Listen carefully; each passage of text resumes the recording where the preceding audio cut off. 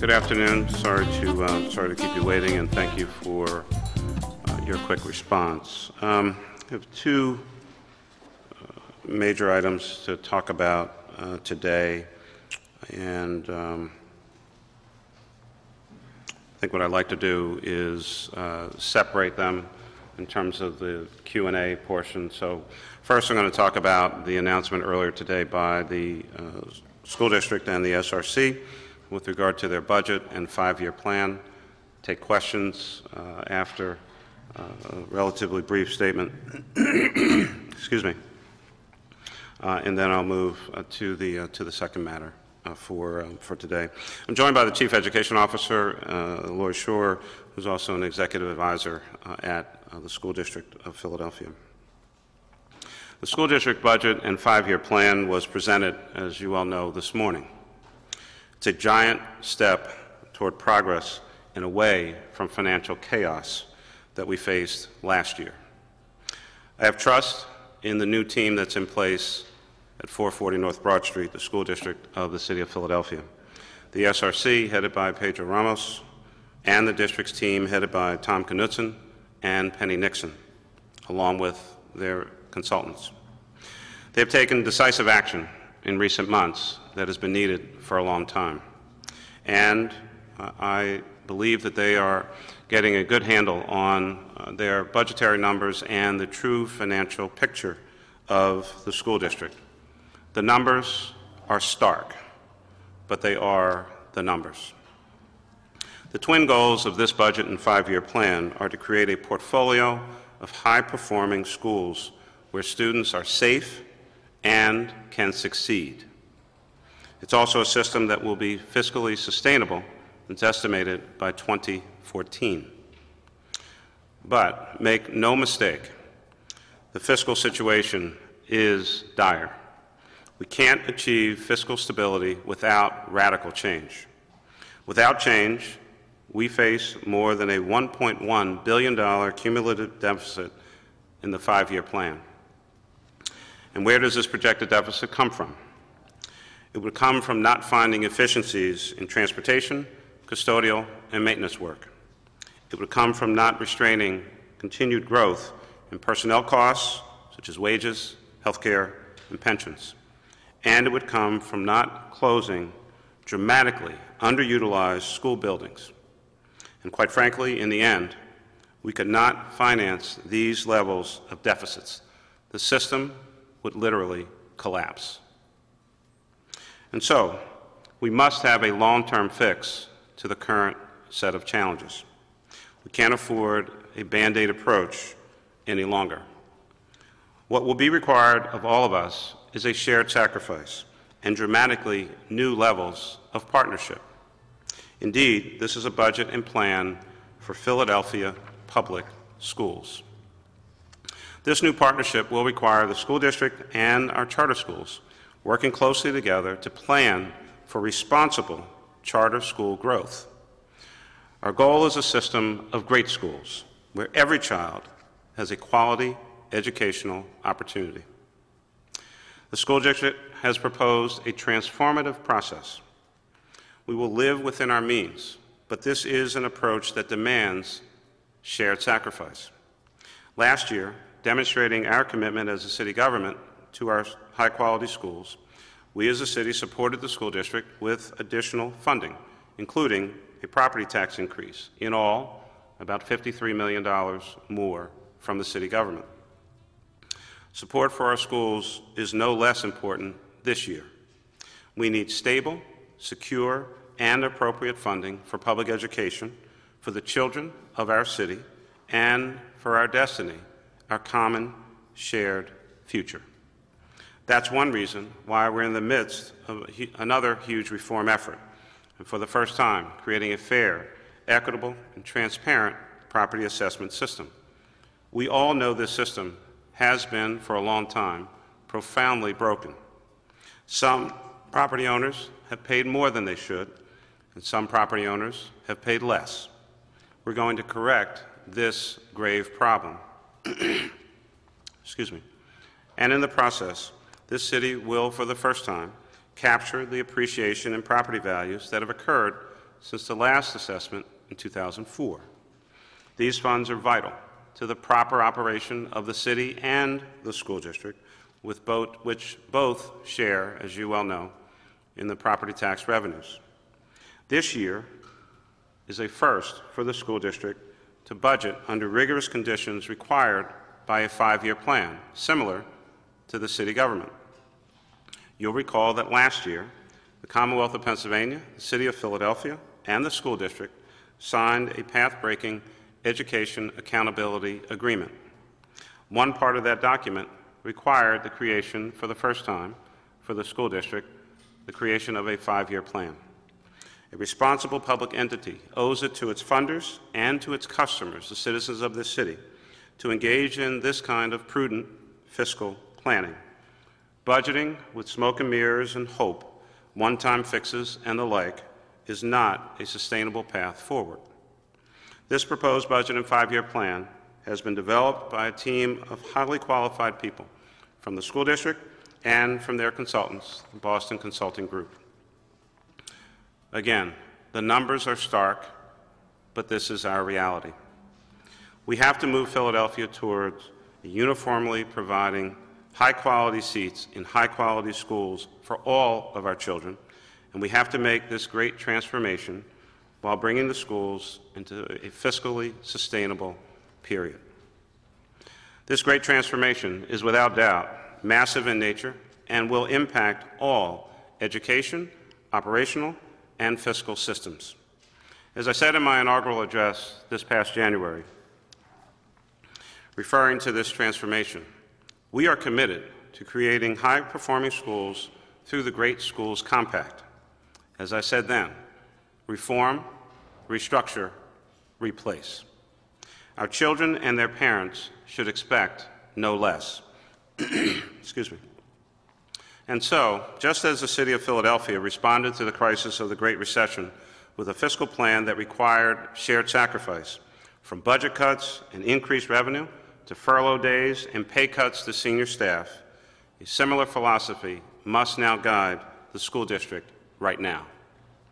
To ensure the safe, sustainable future with good jobs for Philadelphians, something we are all fighting for, we must have a portfolio of great schools, places of learning that are safe, secure, places that provide high-quality education. And achieving this is the responsibility of all the adults here in our city, at the school district, in charter schools, and every other place throughout Philadelphia. And finally, while I haven't said a lot about the educational changes that this proposed budget and 5-year plan would usher, let me emphasize that this is a plan to push more control over education down to the school level, down to the local level, where parents and teachers and principals can work together around specific needs in their own school communities. Ultimately, as you all know, education takes place in a school, a safe and nurturing place where highly motivated principals and highly qualified teachers come together and work with their students. That's how we educate kids. I'd be glad to take any questions. Catherine. Excuse me. Some council members have raised concerns about the plan to move to ABI, given that no data is going to be available at the time they have to vote in their budget. Right. What are you saying to those members in light of the situation in the school district, and do you think that you can really get this passed? I missed the last part. What am I saying to members about? What are you communicating to members at the moment about why you need to do this, and do you really think that ABI will pass? Well, I mean, at a certain level, Catherine, as you well know, these issues are really separate from each other. We've been talking about fixing the property assessment system for probably now a decade. I was working on this issue myself when I was still a member of City Council a bunch of years ago, back in '02 and '04. So the system has needed to be fixed for a long, long period of time. And the members know that, and I think the members agree with that. It was City Council's great leadership that brought about the bill to separate the assessment function from the appeals function. A bill passed by council, signed by me, and approved by the voters by a margin of 71%. So the council itself, as a body, has recognized for a long period of time that the actual value initiative program needed to move forward. Many of the members are certainly supportive of that. In recent times, of course, as we get the numbers, as more information comes in, and we've done a number of different things over the past couple of years, this issue with regard to possible additional, quote-unquote, additional funding going to the school district because of the capturing of value since the last assessment in 2004 has certainly raised concerns by many members. It's the same conversation. One, we need to fix the system, and two, yes, we do need to support public education if you care about kids. I mean, that really is the conversation. But it's not possible additional money for the schools. So, It's not possible additional money. You are seeking 90 million more for the schools. I'm seeking to capture the growth in value since 2004. That's what we're doing. And I think by now, at least as of this morning, but I think most members have known this for a little while, putting all of that aside, the school district is in severe financial crisis. And no one, I don't think, will really dispute that at this moment. Next question. Yes, Mayor. Two related questions. Some people are seeing the shift to achievement numbers as basically the district saying, What was that term? achievement. Okay, sorry. You know, that they're getting out of the business of educating kids. Would you agree with that assessment? And why is there reason to believe that even if these networks can save money, the savings would be anywhere close to the size of the financial problem in the district? Well, first, I mean, I don't, quite honestly, I don't even understand. I mean, not that your question wasn't clear, so it has nothing to do with you. Huh? What did you say? I'm not sure I understand the question. Yeah, okay, well, you're the first person that's ever admitted that, so we're actually on the same wavelength here. Achievement networks, phone networks, you can have whatever network you want. The school district is in the education business. What we're moving to is to try to be in the high-quality education business. We are trying to get rid of low-performing seats. This is a district that has half of the charter schools in the Commonwealth of Pennsylvania, for instance, are right here. We're willing to innovate. We're willing to try different things because we still believe, even with the gains that have been made, it's not enough. It's just not enough. And so I think that the district is long overdue for any number of different innovative restructuring elements and components. So, you know, if that's one of the new terms, achievement networks, what it's really about is pushing more and more power, authority, and responsibility down to the ground level, down to where education takes place. With every respect to every person that works up the street, unless there were a charter school in the building at 440 North Broad Street, that is not where education happens. Education happens at a school all across the city of Philadelphia in buildings with principals and teachers and kids. The primary purpose of the folks up the street is to support that network of schools all across the city of Philadelphia. So this is really about empowering principals, teachers, parents to make sure that their children are getting a high-quality education in a safe, nurturing environment. And how does that help solve the fiscal problem? Well, yeah. Some of this is certainly a restructuring of how you spend those dollars, but there is no getting around the fact that with a $1.1 billion 5-year plan deficit, significant cuts and savings will need to be made in a variety of areas. And I'm sure at the briefing this morning, I'm sure they walked you through all of those components. So, I mean, every step along the path may not necessarily have a financial result, but it will certainly have an educational result. I mean, there are two key things going on here. The district has to save money and stabilize its finances while at the same time providing a high-quality education. It's not one or the other, and they're not serial. It's simultaneous. Catherine? How successful do you expect the district to be in closing 40 schools when this year they couldn't even agree on closing 10? Well, I think the district proposed to close 9, ended up, I think that's the number, ended up closing, I believe, 7, and 2 that didn't close because they decided that when they really looked at it, what you had is the, kind of an unfortunate circumstance where you have high-quality education taking place in a decrepit building. Well, you don't take the educational opportunity away. You figure out a different place for that great education that's taking place to be somewhere else. And so, I mean, I think they made the right decision on the education side. The buildings, a whole other story. But the quality of the education that was taking place in those 2 schools, the district made, I think, the appropriate decision. Let's look at a lot of factors. What's going on the education side? What's going on the building facility side? The buildings, I mean, I don't know. I mean, I know we've built a few new buildings in recent times, but, average school building in Philadelphia is probably somewhere between 60 and 70 years old. We have some that are approaching 100. I mean, they're beat. So, I think that that reprieve, I think in at least one instance, came with also the knowledge that you may still have to move to another location, but we don't want to disrupt the great educational component that's taking place here.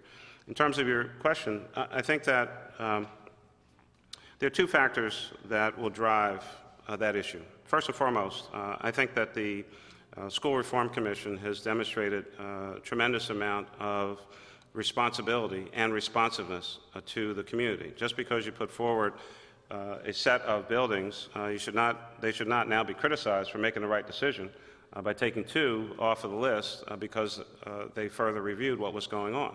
But the financial pressures will drive part of the focus on closing those buildings and the fact that many are low-performing seats. Let us not forget that there were nearly 70,000 vacant seats across the school system. That's more seats than in Lincoln Financial Field.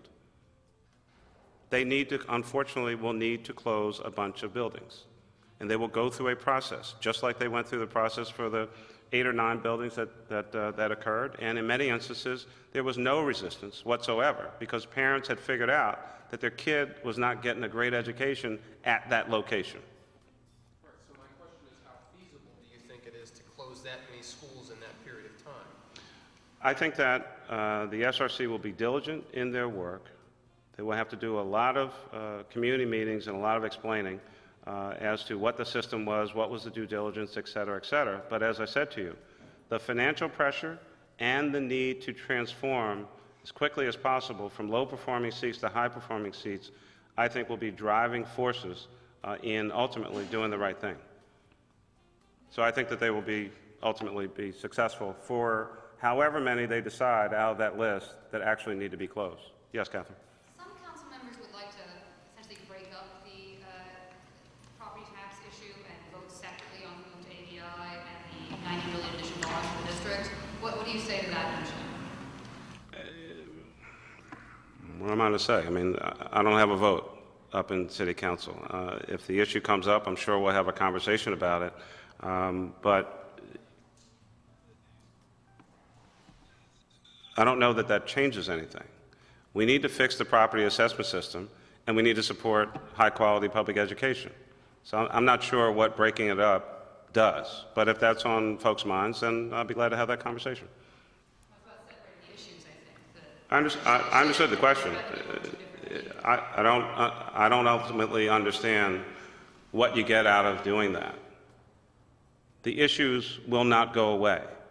The district has a $1.1 billion 5-year plan deficit. You cannot escape that. You can't kick that can down the road. And if we don't take significant action, the system will collapse. Now, if you care about kids, and if you care about education, if you care about the future of the city, that's what we need to all grow up and deal with. I vote for a tax increase, right? I didn't say that, and no tax increase has been proposed, which I know you know. Okay. Done on schools? Okay. Thank you.